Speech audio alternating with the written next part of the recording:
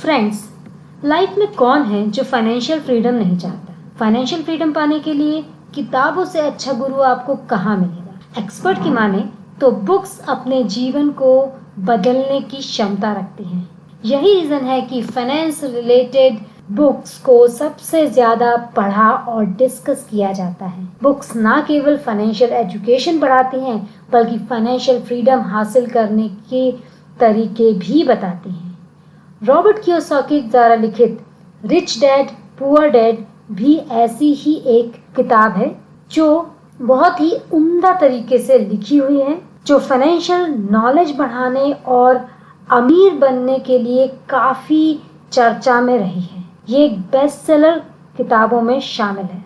अगर इस किताब के लेसन्स को रियल लाइफ में प्रैक्टिस किया जाए तो फाइनेंशियल फ्रीडम हासिल करना तय है। हम अपने आज के इस वीडियो में इसी फेमस बुक की समरी बताने वाले हैं। दोस्तों, क्योंकि हम अपने वीडियो में बुक का पूरा निचोड़ प्रस्तुत करते हैं, इसलिए इस वीडियो को आखिरी तक देखना बहुत ही जरूरी है।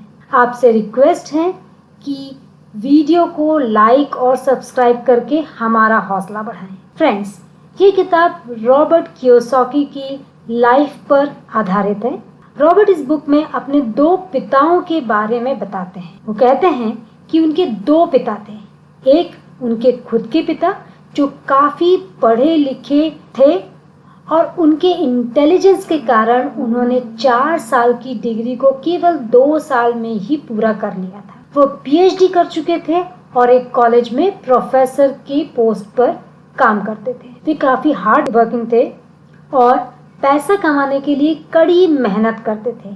वहीं दूसरी ओर रॉबर्ट के दूसरे पिता, जो कि असल में उनके फ्रेंड माइक के पिता थे, केवल 8वीं पास थे, पर फाइनेंशियल फ्रीडम एजुकेशन का प्रॉपर नॉलेज होने के कारण वो अपने फाइनेंसेस को प्रॉपरली मैनेज करते थे और उनका नाम शहर के नामी गिरामी रईसों में शामिल था। रॉबर्ट उन्हें रिच डैड कहकर पुकारते हैं और उनके खुद के पिता, जो हार्डवर्किंग होने के बावजूद फाइनेंशियल एजुकेशन की कमी के कारण ज्यादा पैसा नहीं बना पाए थे, उनको रॉबर्ट अपने पुअर डैड के नाम से इस किताब में पुकारते हैं। इस पूरी किताब में रॉबर्ट अपने रिच डैड के द्वारा लाइफ के अलग अलग पड़ाव पर दी गई फाइनेंशियल नॉलेज के बारे में बताते हैं।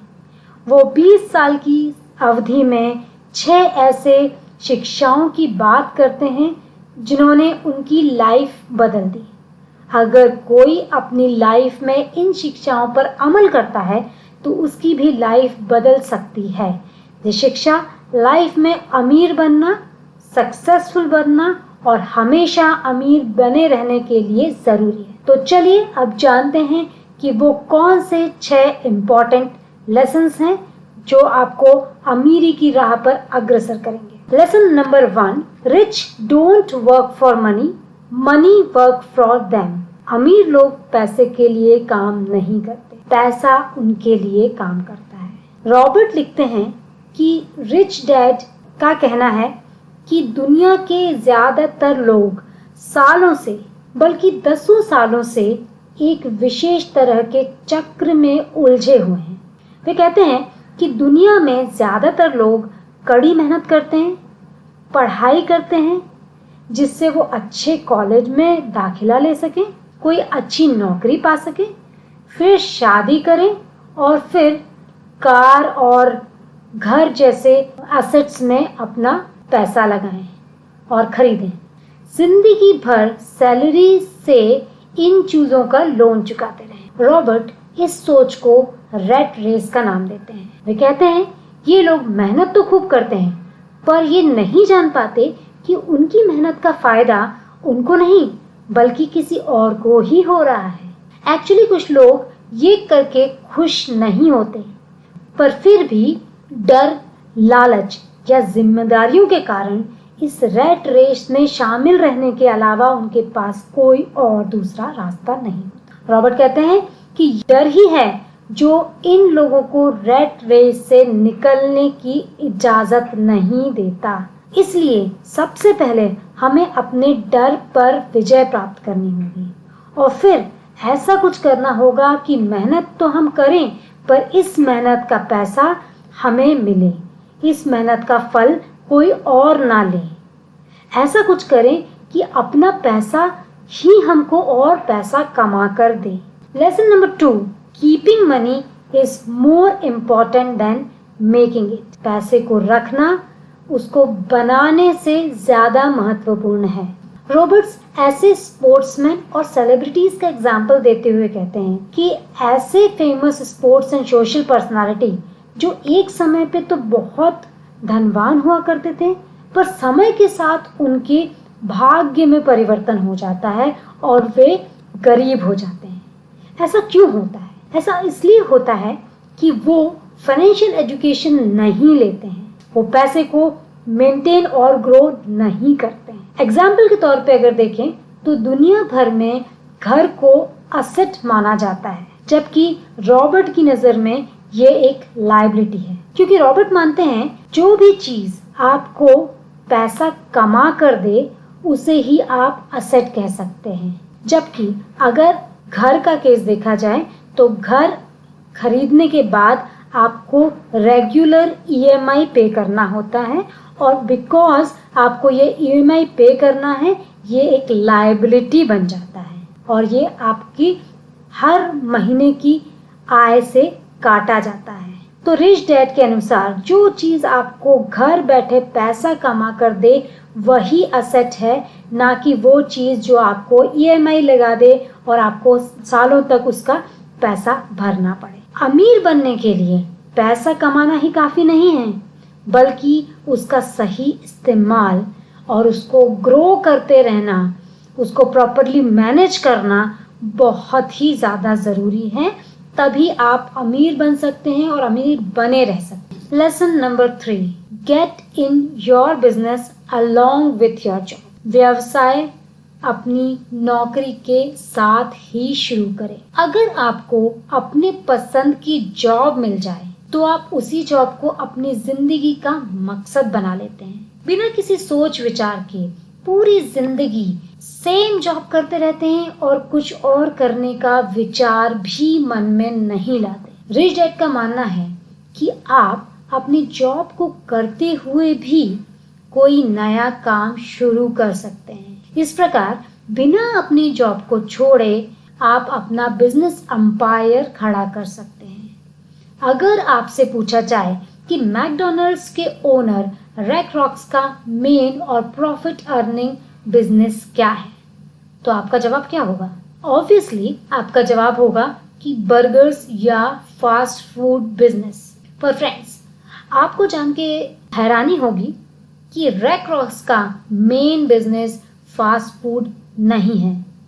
हाँ दोस्तों, उनका मेन बिजनेस फास्ट फूड नहीं है बल्कि रियल एस्टेट है। मैकडॉनल्ड्स के बिजनेस को बढ़ाते हुए उनके पास इतना रियल एस्टेट प्रॉपर्टी हो गई कि वो रियल एस्टेट के बिजनेस में काफी अमीर हो गए हैं। सेम इसी तरीके से आप और हम भी एक additional source of income create करके अच्छा खासा पैसा बना सकते हैं, वो भी अपनी जॉब छोड़े बिना। एग्जाम्पल के तौर पे रॉबर्ट रियल एस्टेट में पैसा लगाना, स्टॉक मार्केट इन्वेस्टमेंट, कोई बिजनेस शुरू करना या अच्छी कीमत देने वाली प्रॉपर्टी को खरीदने की सलाह देते हैं। ये आपको एक ऐसे नया कमाई का जरिया देता है जिससे कि आपका एक रेगुलर इनकम बन जाती है, वो भी पैसिव इनकम। रिच डैड अपने इस आइडिया से इतना ज्यादा कन्विंस्ड हैं कि वो सबको ऐसा ही करने की सलाह देते हैं। और राइटर के हिसाब से इन्हीं तरीकों से अमीर बनना जा सकता। Lesson number 4, taxes are for only middle class and poors. कर केवल मध्यम और निम्न वर्ग के लोगों के लिए होता है। रॉबर्ट कियोसाकी का कहना है कि टैक्सेस एक्चुअली अमीर और गरीब के बीच की असमानताओं को दूर करने के लिए बनाए गए थे, जिसके मुताबिक केवल अमीर लोगों को ही टैक्स भरना होता था और टैक्स के पैसे गरीब लोगों को बेहतर सुविधाएं प्रदान करने के लिए इस्तेमाल किए जाते थे। लेकिन वक्त के साथ गरीब लोगों पर भी टैक्स लगने लगा है और अब तो हालत बिल्कुल अलग ही हो चुकी है। अमीर लोगों को अपने टैक्स बचाने की कला आती है, उनको चालाकी आती है, जबकि गरीब लोग और मिडिल क्लास लोग, अपर मिडिल क्लास लोग अपनी आमदनी का मोटा हिस्सा टैक्स के नाम पर सरकार को जमा करते हैं। अगर हम इसको डिटेल में देखें तो अमीर लोग पहले पैसा कमाते हैं, फिर अपनी ज़रूरतों को पूरा करने के लिए उस पैसे का खर्च करते हैं और बचे हुए पैसे पर टैक्स पे करते हैं, जबकि मिडिल क्लास पहले टैक्स पे करता है, बाद में बचे हुए पैसों से अपने घर का खर्च चलाता है। इस प्रकार से गरीब व्यक्ति ज़्यादा टैक्स देता है, जबकि अमीर व्यक्ति कम टैक्स देता है। Lesson number 5, the rich invent money. अमीर पैसे का आविष्कार करते हैं। Friends, Jeff Bezos, Bill Gates, Elon Musk, mark Zuckerberg या भारतीय उद्योगपतियों में गिना जाए तो धीरूभाई अंबानी, शिव नाडा, अजीम प्रेमजी, इन सब में क्या कॉमन है?